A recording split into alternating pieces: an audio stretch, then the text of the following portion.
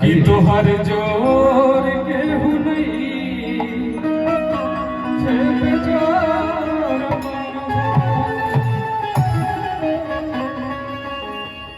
कि गोरिया चांद के जोरिया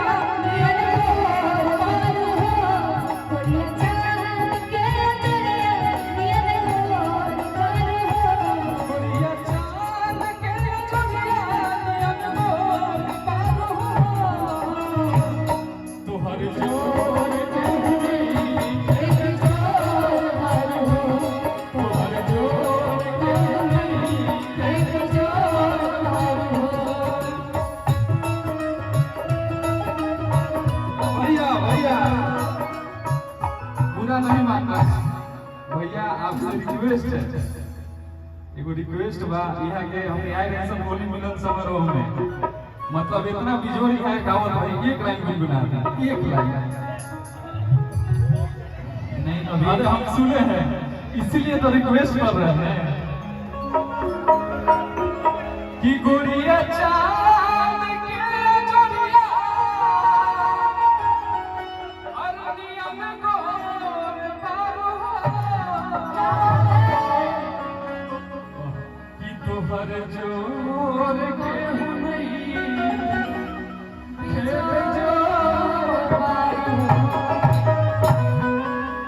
बहुत प्यारा फरमाइश बा भैया के तरफ से बहुत बहुत पुरस्कार कि गोरिया चांद के जोरिया नियम गोर पारो गोरिया चांद के जोरिया नियम गोर पारो तोहर जोर केहू नहीं छेड़ जोर पारो तोहर जोर केहू नहीं छेड़ जोर पारो।